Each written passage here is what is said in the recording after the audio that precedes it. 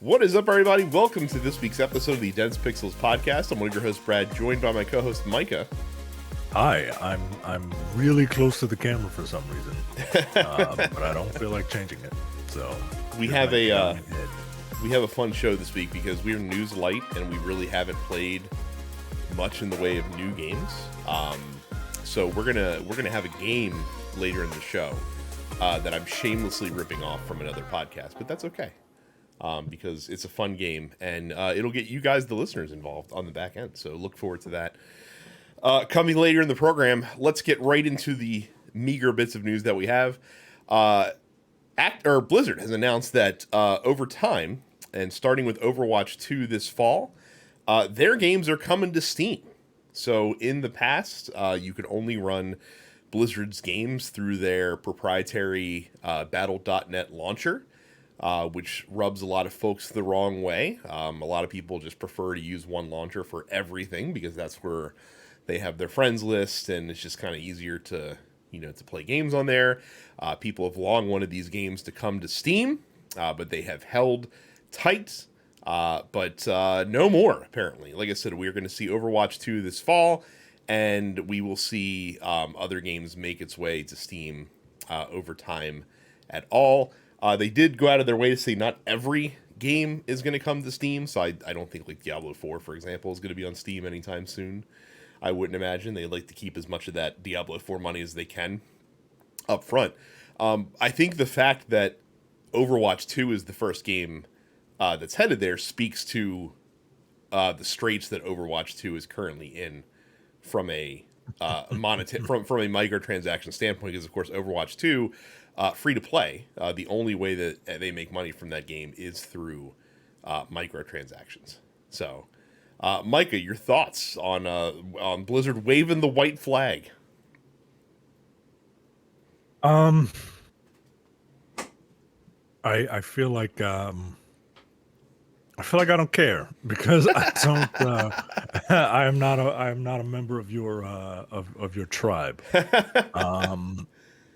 I understand the thought process behind like I want one launcher because on the very very rare occasion that I do play a game on Steam, and by rare occasion I mean I want to play either Jade Empire or Dragon Age, not Inquisition, the first Dragon Age. It is really convenient to have just one launcher. I don't want to.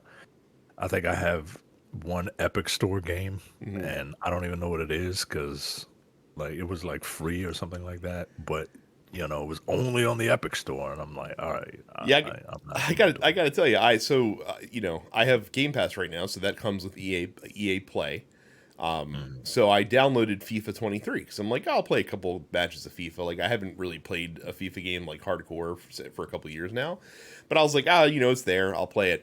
And it was really fucking annoying. Once I downloaded the game from the Xbox game store, I then had to download and open the EA Play launcher in order to play FIFA, and that launcher opens every time I want to play. So I know we've made fun of PC folks in the past for this, saying like it's just another program, what's the big deal? But it is kind of annoying, actually. So I do applaud them for doing this. It's also a good idea for folks that have Steam Decks that don't feel like having to do the workaround that you have to do to get Battle.net working on a Steam Deck. You can. It's not hard, but it's just convenient to be able to do it through Steam, obviously. So. It wasn't the Epic Game Store. It was the EA Play because it was a Mass Effect game. Yeah.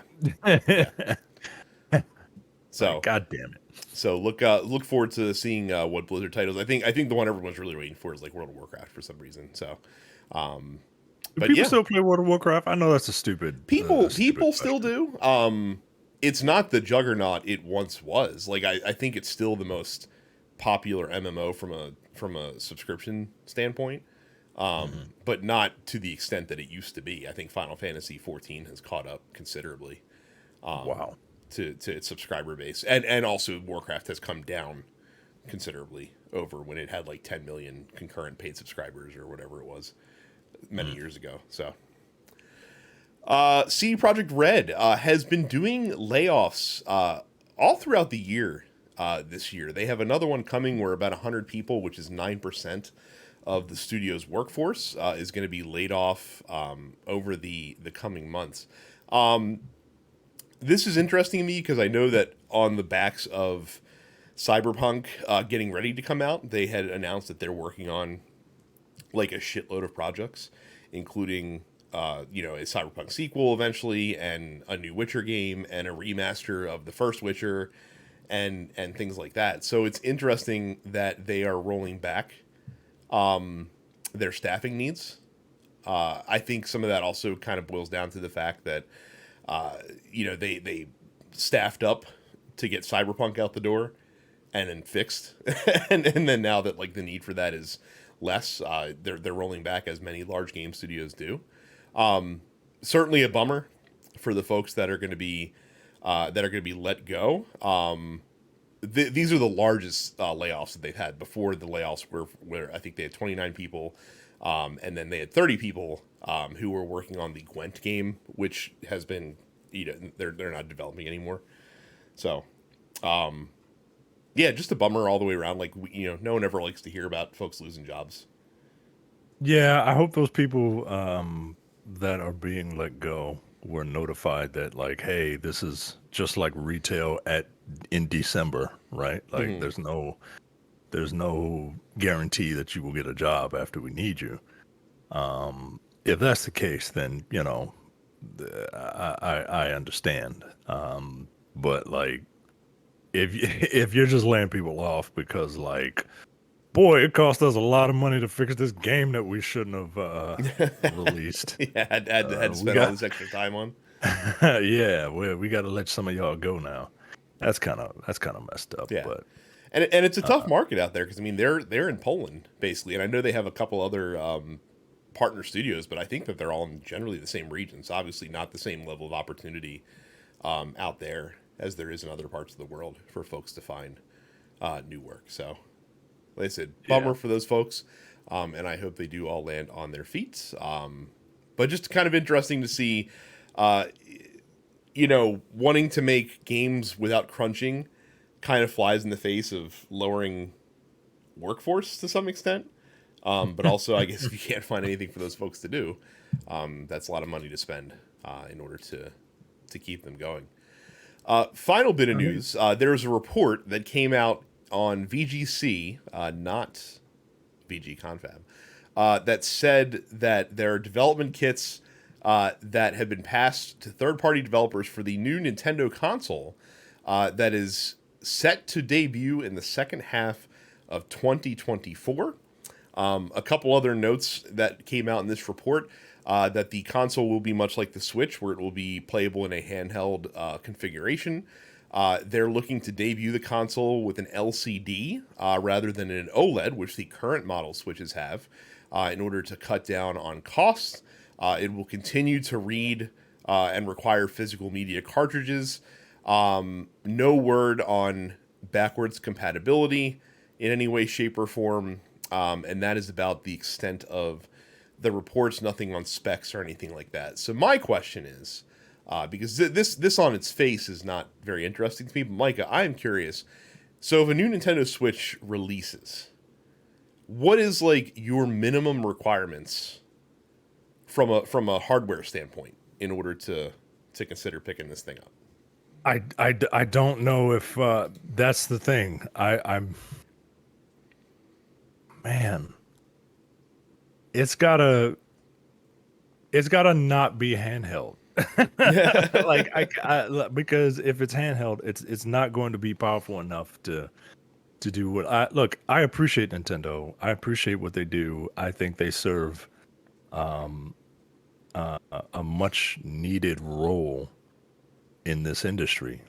They are the ones who are innovating. They are the ones who do things differently. They um, they serve a very specific audience, um, and I appreciate what they do. But I don't know if I'm going to pick this up. Yeah. If it's just gonna, they're, oh well, we're gonna go back to LED screens instead of OLED screens, and then in 2025 we'll get, the Switch Pro or the Switch 2 Pro or whatever, right? Or just right? the Oh, we Switch figured out Switch how to 2 do it. OLED. Yeah, I really like that Yeah, OLED screen too. I think it's one of the standout features that other handhelds don't have. yeah. I think everything. I think I needed to have a processor that makes it so that every game can run at 60 frames a second. I don't think there's any excuse for that at this point. I think that in handheld mode, it's got to run at 1080p at a minimum, and I think that docked, it has to upscale to at least 2K, but optimally 4K. I don't think their games benefit from resolution bumps as much as like games on PlayStation or Xbox do. So I'm not necessarily concerned about having 4K resolution in docked mode, but I think it's got to at least go to 2K resolution. So 2K 60 in docked mode. Got to cut down on the loading times. I think one of the things that we've seen from the current Switch console with newer games that are coming out is just like the load times are unbearably long and run in stark opposition to the load times that we now see, on consoles like a PS5 or a Series X that have, these SSDs in them that make it super fast to pull game data, and get it loaded on the screen. It's one of the things I heard about Pikmin 4. Like I heard Pikmin 4 is excellent, but the load times are freaking terrible.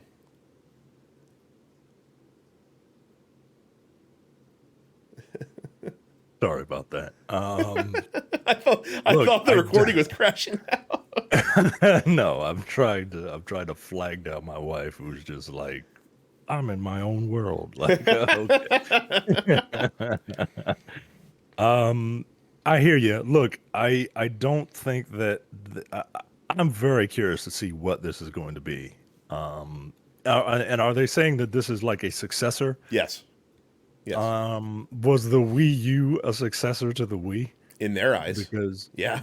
well, that's what I'm getting. That's the vibe I'm getting, man. Like, and this is not something that strikes me as good practice. I mean, look, I'm not a business guy, right? Hmm. But I feel like you're taking advantage of your customer base a little bit, especially your diehard customer base, because you know they will buy anything with that racetrack on it. Hmm. Um, but I, w- this thing has to be more than just Switch U. Like Hmm. it's gotta show some sort of Nintendo's thing is innovation, and it's got to do something that is innovative. It could be something I've seen before, but just done in a different way, right? We've Hmm. seen handhelds before, but like the whole gimmick with the Switch is kind of cool, and I mean, at this point, even if it's like, how flip phones are back, right? Like, It's so even weird to if it's me. just, it is, man. First of all, I'm not bending glass. Get out of here. Like, that's just weird. I'm not doing that. But even if it is something like that, some gimmick, I'd like to see what it is. But I find it hard pressed to get that you are going to get something that will allow games the option of running at 60 frames per second Hmm. from a Nintendo console, because they're not trying to charge you $500 for this thing. You're Um, right, but I like I said, I think they could still get away with charging what they want to charge, which is probably I think around 400, and still have these things running the way they need to. Look, their whole thing, their whole gimmick is they're always from a hardware standpoint, they're always a generation behind, right? So like yeah, we're looking for them to catch up to like PS4 and Xbox One, levels of fidelity, and that equipment, that hardware is a lot more less a lot less expensive than it was back when the PS4 and Xbox One came out. So it should be easy to be able to get hardware to just to get it to run at those decent specs. Which again, we're not looking for. I don't need 4K 120 FPS gameplay from from my Switch yeah. successor. I don't need ray tracing on my Nintendo Switch. But I do need it to be a firm technological step up from what they currently have on the market right now. Yeah, I'm very curious to see what they have in mind, because getting Wii U vibes, man. Well, I really am. we'll have to see. Like I said, I'm going to be the opposite as I was, because I remember going into the Switch. When I first saw it, I was down on it, and then immediately turned around. Like once I got my hands on one and it came out, and I saw the brilliance. And I think a lot of people were in that same boat. I'll be the opposite this time, where I'll probably be in from the start, and then probably be disappointed when it comes out. So we'll see how it rolls. Look, go to it's the ad time. Go to densepixels.com/fans and get invited to our Discord, where we talk about all sorts of things. Wrestling and video games and soccer and F1 and all sorts of stuff. It's a nice little community there with like-minded folks, and you can join them at densepixels.com/fans. Go to youtube.com/densepixels and subscribe. When you do, you will see our themed rooms of blue and orange, which were my high school colors. And your college colors. That's weird. I didn't know your And high my school college colors were blue and colors, orange. yeah. Something about blue and orange. But yeah, you can see us. You can see my giant head. You can see Brad repping those O's. And you can click subscribe and click the little like button. That really helps us out. Subscribe to all of our podcasts wherever you get them, including the Nerdpocalypse, which is back on video. Black on Black Cinema, which is now back on video. Our latest episode was The Blackening, which is way better than it had any right to be. And our next movie is They Clone Tyrone, which is I got thoughts on it. Coming distractions and the weekly preview episode of the Look Forward Political Podcast. If you want more Look Forward goodness, go to densepixels.com/premium for $5 a month or $50 for the year.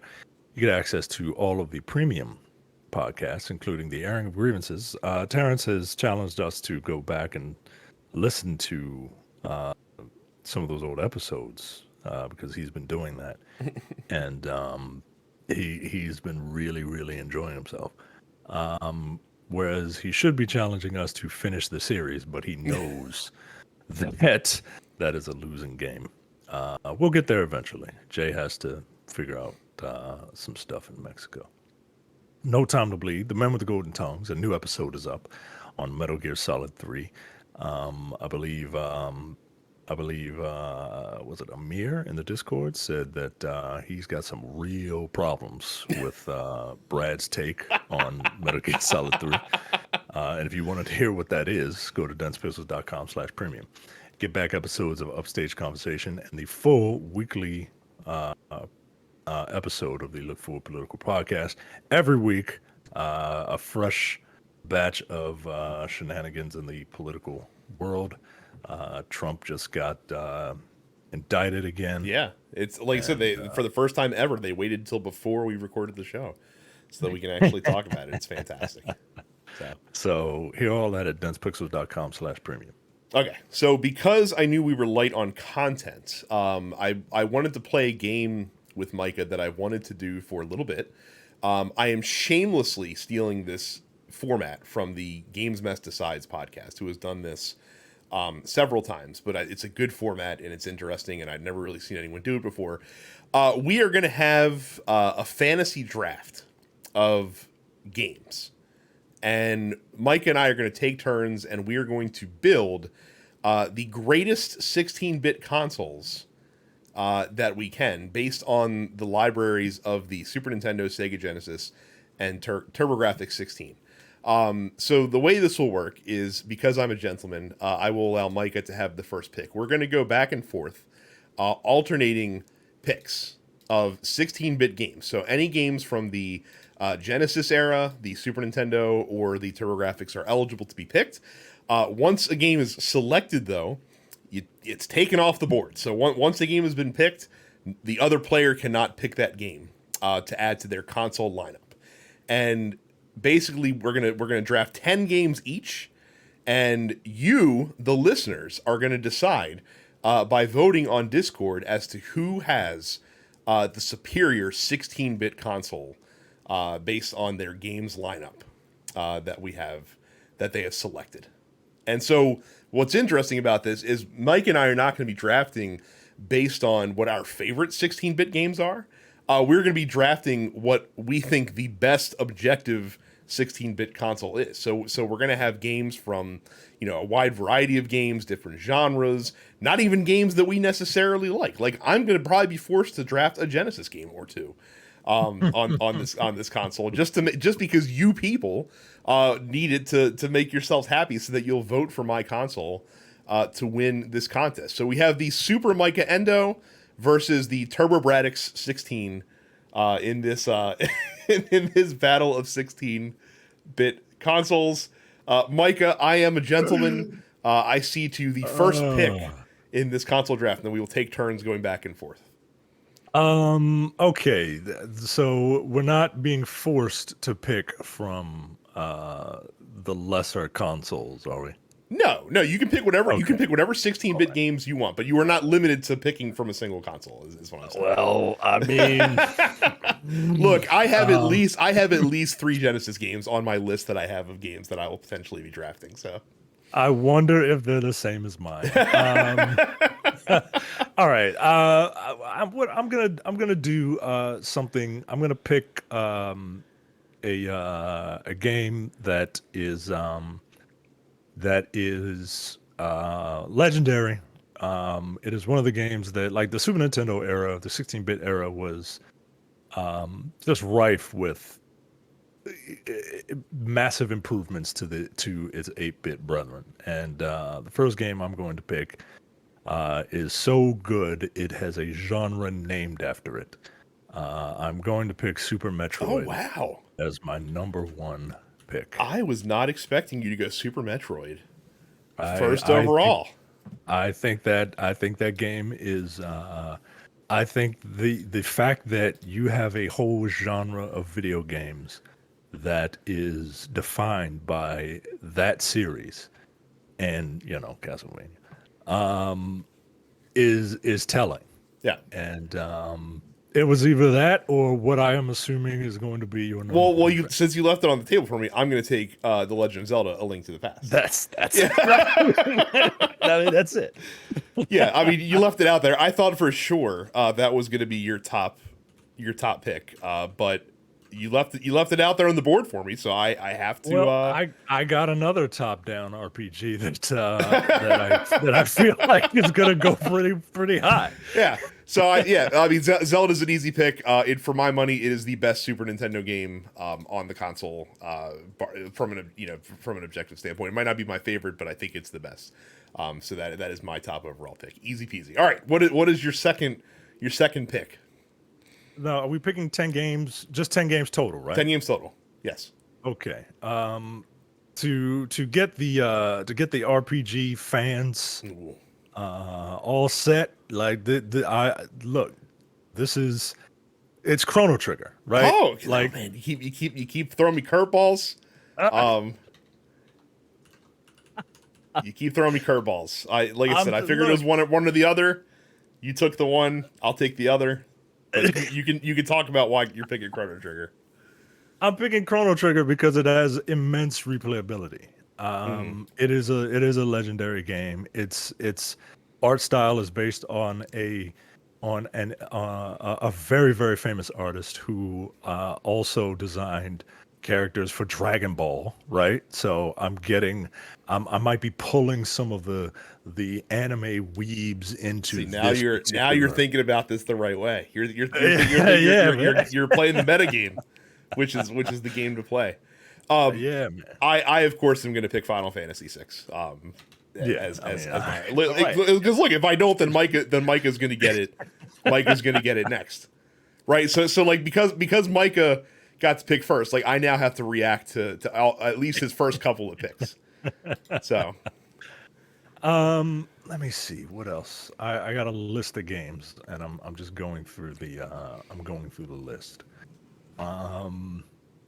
And another game that I think is. See, the problem is, like, I gotta remember, like, don't do this for me. Right. Well, and that's Right. that's the tricky part for me too. Is I have to do the same thing because there's definitely one game I'm probably going to pick that I wouldn't pick personally, but I think is more ubiquitously loved in its genre later on. So I got other games that I want to pick, but I don't want to pick them so high. You know what I mean? That's the other game too. I- The game within the game. um, like I got games that I don't think you would pick, but Mhm. I gotta figure out. I gotta figure out how to do this. I think maybe I need a platformer. Mhm. And there are a couple different ones that I want to choose. I I want to say this one, but I don't know if it's got the same appeal because of difficulty. And I don't want to just pick a Mario platformer. Mhm. So I am going to go with a platformer that when it came out, I was not necessarily into. Um, I wasn't necessarily into the brand, and I don't like being the avatar for this particular. I don't like this particular creature to be the avatar that I am playing. But I'm going to have to pick Donkey Kong Country Okay. for my platform. I'm happy that you took that off the board because I felt compelled to pick it, but now I don't have to, so I can do something different with this pick. I wasn't sure if I wanted to go platformer first or if I wanted to go another direction first, and I think I'm gonna. I think because there's enough good platformers left on the board that I think I can let that sit out for a little bit. I'm gonna lock down the fighting game on the console and pick Super Street Fighter 2 Turbo. God damn it! We're That gonna was we're gonna be gonna my we're gonna, we're next gonna one. go ahead and get that locked down now. Or not Super Street Fighter 2 Turbo, it's Street Fighter 2 Turbo. So That was my next one. yeah, God damn it! one I know, but Um, that's what I said. I feel like there's enough platformers still on the board, but there's not enough like super good fighting games that are left out there. There's only a handful of really good stood the test of time fighting games in the 16-bit generation. I want to make sure that I get the best one before you have a yeah. chance to grab it. So Yeah, like it wouldn't be the Street Fighter that I would pick personally, mhm. but it's the Street Fighter that you should pick. Yes, Um, I'm gonna do a barrel roll, and I'm gonna pick Star Fox. interesting. Wasn't even on my list of consideration, to be honest with you. So Okay, okay. you are welcome to have it. Why fourth overall though? Um, I feel like that is a a franchise that my thought process is that this I'm trying to pick seminal games from franchises. Mm-hmm. And I want to I there's a couple others, and I'm trying to spread out genres because I want to get as many different people to buy Mm-hmm. my console, even if it's just for one game, because I was that kid growing up. I would buy a console for one game Mm-hmm. and hope that other stuff would, like, you know fall. I would like other stuff. um and yeah, I feel like that franchise is seminal. Um I feel like people love Star Fox, like, to the point where they made some out of the plane. Mm-hmm. Um but yeah, I'm feeling kind of bad about my pick now that I think about it, but that's fine. It's fine. Yeah. It's fine. You got six more but beyond this one. So with my fourth pick, so there's one that I want to pick because I want to get it before you get it because it's a clever pick and I feel like that you might get it in the next pick or two. But I feel like getting it forward would be too early, so I'm not ready to reach up for it yet. So I'm gonna go ahead and lock down my primary platformer on the console, and that's just gonna be Super Mario World. Yeah. Okay. Yep. I got you. That's a solid pick. Yep. Um, that is a solid pick. Oh man, let's see.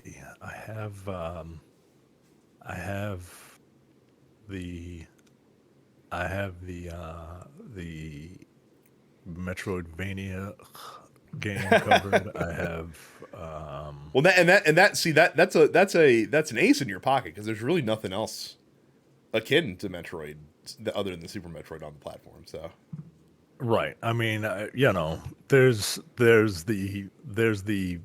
the suffix to that portmanteau, but I feel like Metroid is the one of the yeah, two that I would pick. yeah. Um, I'm gonna pick I'm gonna pick a racing game, and there's only one racing game I that didn't think you were gonna I didn't think you were gonna get this one that early. This is not what I was thinking of, but I'm upset that you're gonna get it. So yeah, yeah, I gotta have a racing game represented, and it's F-Zero again, oh another classic franchise. That oh, it wasn't F-Zero. Yours no wasn't F-Zero. no Oh no man, I feel like I fucked up. no I don't know that you did. I think F Zero might actually be the actual correct decision between the two racing games. There are two racing games on the Super Nintendo of some form. Oh So yeah, yeah. There is one that's a little more party heavy, yeah but no, I'm fine with F-Zero. I yeah think for pure racing, not pure racing, but racing without too many shenanigans. Yeah, I F-Zero will be my pick. okay. Well, then I feel like I feel like I have to get Super Mario Kart then just to have a racing game Yeah, on the platform because I don't want you to steal it from me. So yeah. I'll go ahead and take that with my fifth pick. All right, so number 6 for you. Number 6. Okay, I need a beat 'em up, right? I need a beat 'em up, and there's only one beat 'em up that that there's one beat. There's two beat 'em ups, right? There's two main beat 'em I'm ups. upset that you and I have like the same like lists, and So, I'm more upset that you're jumping ahead of me to get the better ones on the list. well, here's the thing, Brad. Here's the thing, man. I'm at a crossroads. I am at a crossroads because one of these games is way more popular, Mm-hmm. but the other is better. And look, this wouldn't be my pick because I'm a Capcom girl for life, but I will pick Streets of Rage 2. I think that is the correct Yeah, one to pick of those two of what you're thinking of. yeah, Yeah. yeah. Because I developed a new appreciation for Streets of Rage after playing the remake. Our buddy Terrence he loves that game, and he introduced us to the fact that this game has just tremendous music. Mm-hmm. Um, yeah, I think Streets of Rage is the better of the two for this pick. Yeah. All right. So the fact that Star Fox is wild card, and the fact that you've already picked a beat 'em up game to be on your console relieve some of the pressure on me. So now I can start going on the attack on you a little bit. I noticed that neither of us, I mean, racing kind of counts, but not really. I noticed that neither of us have a true sports game on the list. I feel like we need at least one. I'm going to grab NBA Jam Tournament Edition Mm, for my console. damn, that's good. Yep. That's good because it's fun. You know what I mean? Yep. And ooh yeah. Mm. All right. Oh. Number 7, 4 to Now, go. now here's the thing. Do I pick something that I absolutely know Brad would never pick, or would he You can pick it even you though? can probably pick that with like your 10th pick, but again, this isn't for you or I. This is for the people. Right, because So I don't know. like I gotta, I have to take into account the fact that people have bad taste. Right, you can't assume Um, that I wouldn't pick it. So, and if it's oh what you're man. thinking, it is on my list. I was just debating on where it should be drafted. Well, I'm a Nintendo guy, so that can wait. Yeah. Oh man. Yeah. Technically that's a beat 'em up. Okay. What do I need? What do I need? What do I need? Um, Man, this is actually kind of difficult. Um, you know what I'm gonna pick? I'm going to pick. Um, we need puzzle representation Hmm. in my console. So I'm going to pick Tetris Attack. Tetris Attack. Um, it is not something that I would necessarily run out to get, but Tetris is again another game that literally anyone can pick up and play. Yep. Um, and Tetris Attack has the benefit of being branded, right? With all that like Mario goodness. Yep. So yeah, I feel like I got my puzzle game represented. So I can go a couple different ways here. There's two. There's two games that I don't know if they're front of mind, but I think they'd be good to get, and I'd be really upset if you took them from me. I think this is a good time for this. So like I'm thinking of games that aren't going to bring the masses, but there's a small but very dedicated group of people who, because this game is on my console, I feel like are much more likely to pick my system to win. And that's gonna be Mega Man X. I was thinking about that at my Donkey Kong Country pick, Mm-hmm. but I thought that might be too difficult for people. Yeah, I think it's beloved enough by the masses that I think it's a good thing to have on the console to make sure people flock to it. So yeah, I Mega Man mean, X. look, if you picked Donkey Kong, I was going to pick Mega Man. So it is what it is, man. Um, All right, three more left. Your number, your three number, more. your number 8. Oh man. Okay. All right. We gotta get something for the boys, right? Because like who's gonna think of the boys, right? Playing these games. I'm going to pick the most I'm going to pick as a child of the 80s, we grew up watching dudes in jean vests holding guns and killing aliens. Hmm. And I'm going to pick Contra 3 Contra 3. cuz you got to get something for the boys. What else are they going to play? So I like where I'm sitting here. With some of the games that are left on the board. Um, I'm gonna lock down. I'm gonna lock down the fighting game category on my console and pick Killer Instinct. Mm. Killer Instinct. Yeah. Okay. All right. Um, Good. Then I know where I need to go. Because I don't have fighting game representation No, on you there, don't do have I? a single fighter on there. Well, guess what? I'm picking the Genesis version of Mortal Kombat 2 Okay. because Mortal Kombat fans are psychos, and they and while I find Mortal Kombat entertaining, it is not my preferred fighting game, but it is so accessible. Just hitting Yes. punch, punch, punch, punch, punch, punch, punch, sweep, right? Like it's really accessible to hit down and punch to uppercut someone, and it's got all of the pomp and circumstance that people love about Mortal Kombat, and technically, it's a fighting game. Yep. So I have to do it because I feel like if I don't do it, you're gonna pick it with your last pick. And it's important to have because there's enough of you weirdos out there who will come to the system because this game is on there, even though it is objectionably a bad game. But again, you guys are weirdos and like it for some reason. I'm gonna pick Sonic the Hedgehog too. Yep, yep. That was.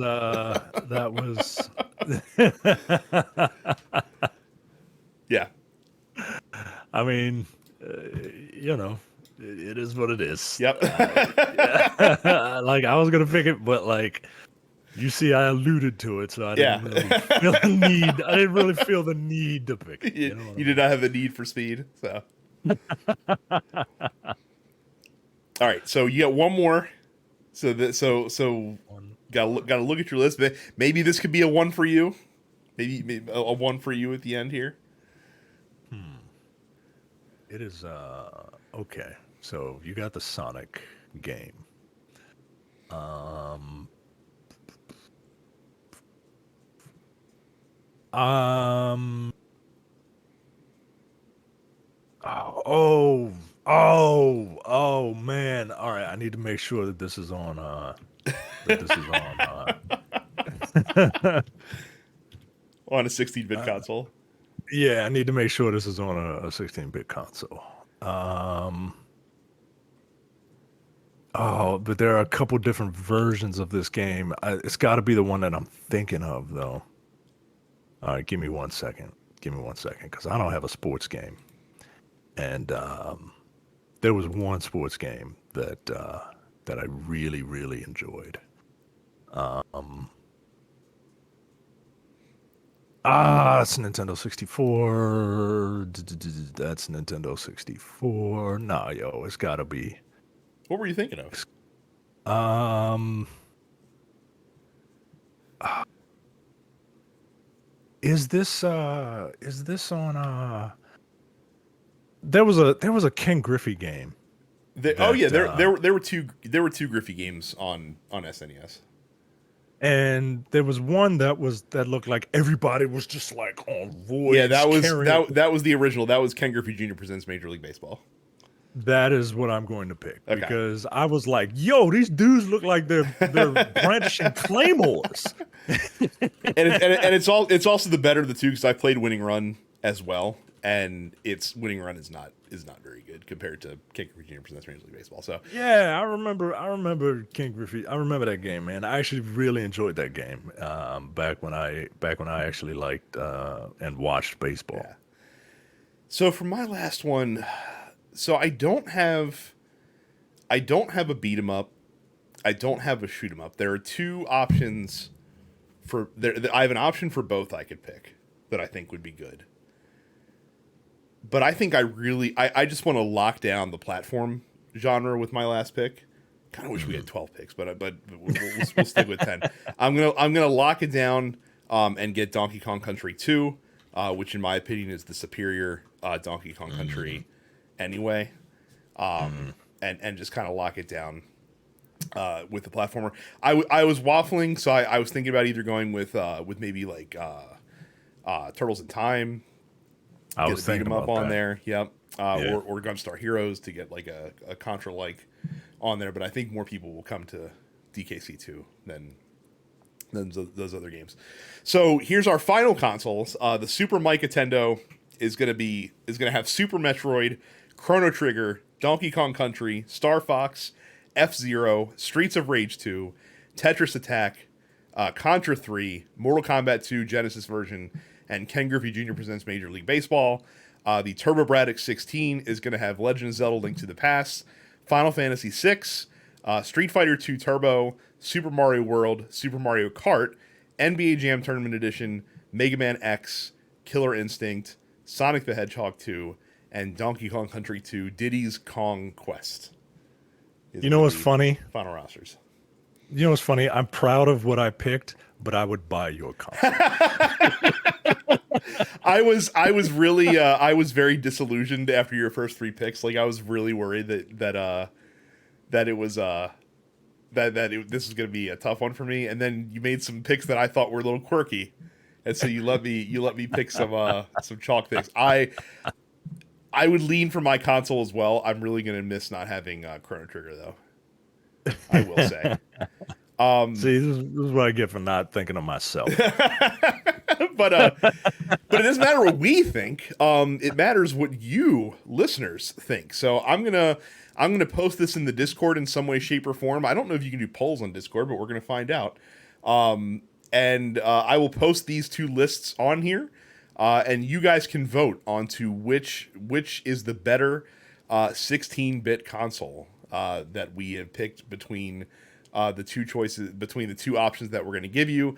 I could see us doing this again with like 32-bit consoles and onward as well. So Yeah, this was fun. I need to prepare. I need to prepare more, better. But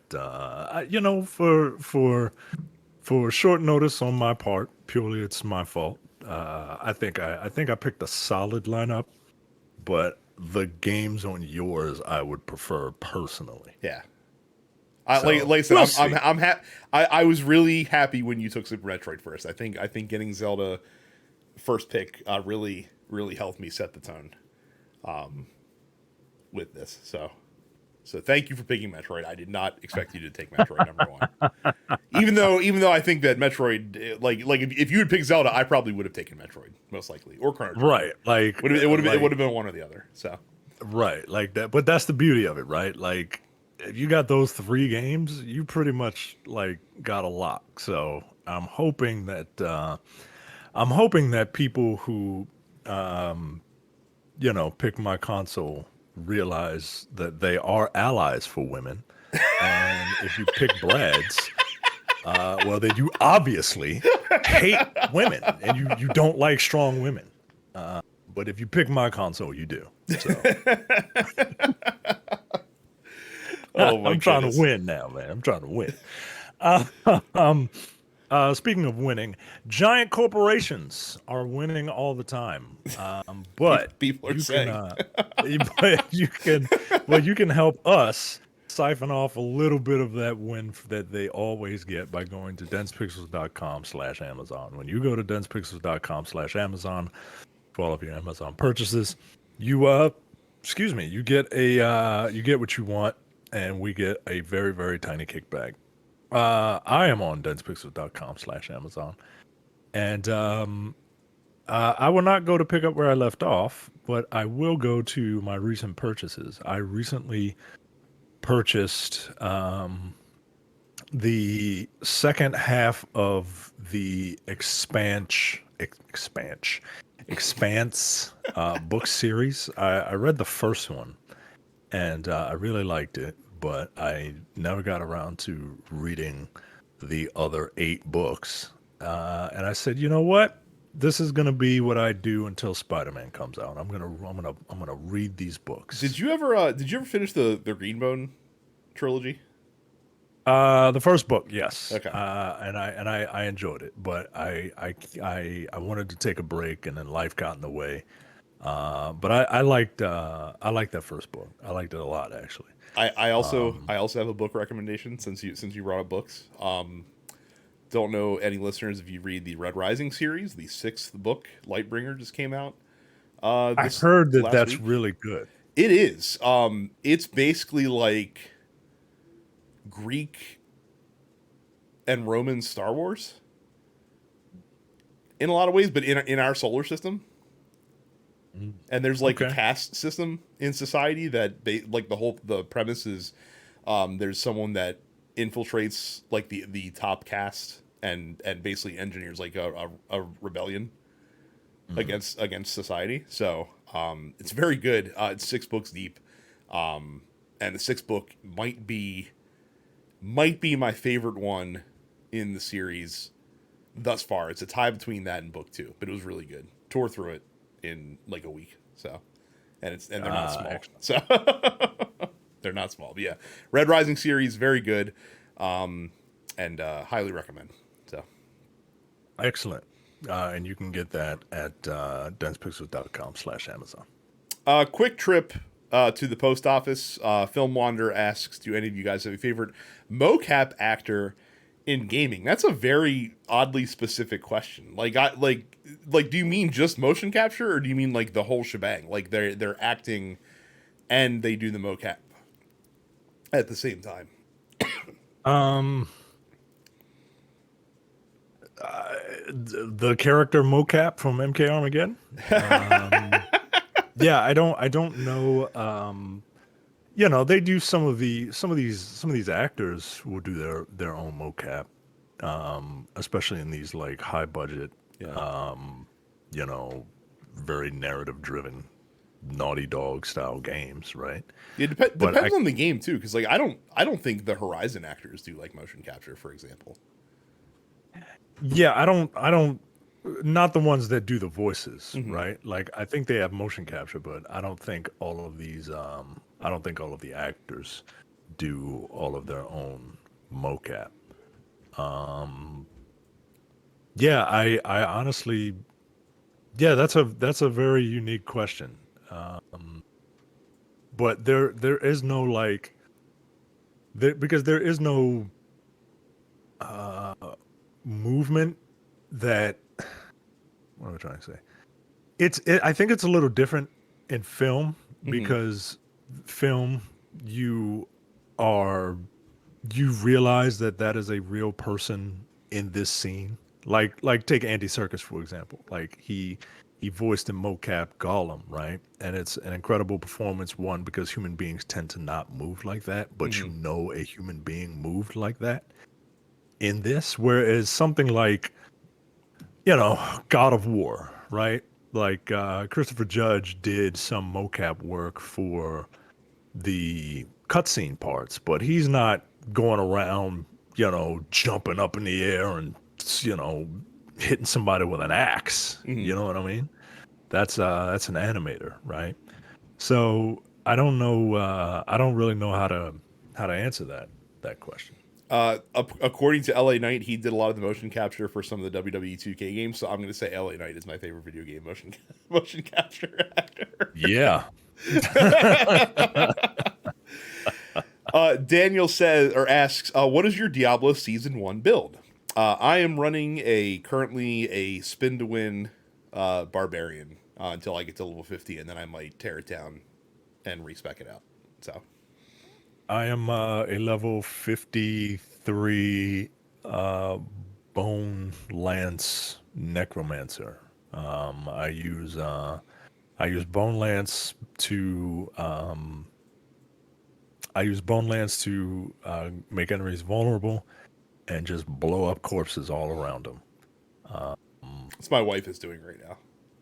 Yeah, it's fun. I don't understand people that just like make a necromancer and then just like sacrifice all their minions just to get a little bit more power. I don't like that's the whole gimmick of the necromancer for me, right? Like if I want to just solo shit and hit it with a big weapon, I could be a barbarian. I already got one of those. So, um it was a little slow going coming up in this as the necromancer, Hmm. just because some of the minions were really weak, and the golem was, but the golem was there. The golem is always there, but it was a little slow going. But I didn't really feel the power, right? Hmm. But now that I'm getting Paragon points and putting them in things, like I really feel it. Whereas when I first played Diablo, I have a sorceress at 50 in the Eternal Realm, and then I just kind of got bored with it, and I started a barbarian in the Eternal Realm, and got that up to like 52. And I said I should probably wait Hmm. until the new season starts, because I want to try a rogue. I want to try like a ranged rogue. Yeah, I had apparently Blade Rogue is the best build in the game right now, but I didn't. I played a ranged. I played a bow rogue as well in the Eternal Realm. And finally, C. Kent asks, best or favorite role playing experience in a non Bioware game. Putting that caveat out Um, there on you. yeah, that's fine. And I'll do you a favor, and I won't just name a Final Fantasy game. Um, best, well, I'm hoping it's going to be Baldur's Gate. I'm really hoping, because I'm getting really into it, and I'm hyping myself up for that game to dangerous levels. Um, what other RPGs do I play though? Like I know I play other RPGs. Like I just finished Final Fantasy 16 finally, Hmm. right? Um, it wasn't my favorite. Um, oh, you know what I played that people don't, I don't know if people remember, or it just didn't get any love. there was an RPG. There was a turn-based RPG on Xbox called Lost Odyssey, and I really liked that game, man. Wasn't that the one where your like dude was like he lived to be like 1,000 years, so like the story took place over this super long Yeah, period he of was time? like he and like one other party member were immortal. And it's been so long, I think, because that game came out when that game came out. That game came out in 2007.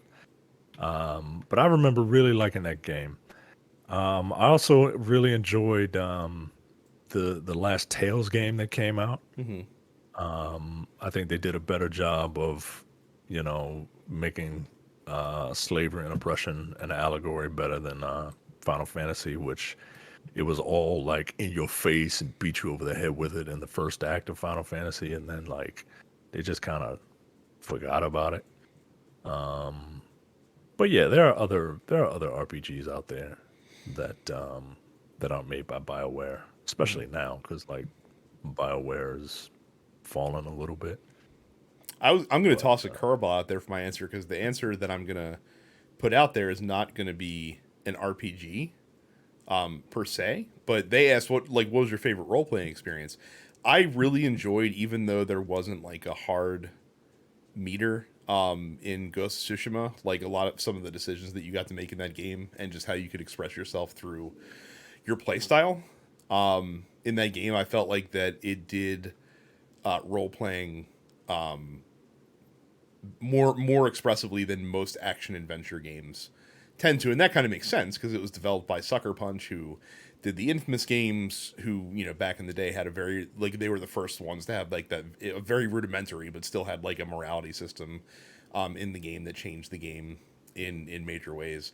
Yeah, like I said, even though it didn't change the story as much in Ghost of Tsushima, like I still enjoyed really being able to kind of play. And then again, like that last decision that you do make at the end of the game is one of the hardest choices that I've ever had to make in a video game. It's right up there with what to do with Morden in Mass Effect 3. What was choosing what you did with your like adopted uncle basically at the end of Ghost of Tsushima. So that was a heart-wrenching scene. And again, I literally spent 5 minutes on the decision screen there, not knowing what the right thing to do, like sitting there rationalizing in my head what I should do when you make that choice. So I thought that was pretty cool. That is it for the post office. Thank you guys for submitting your questions. Again, you can go to densepixels.com/fans to submit questions.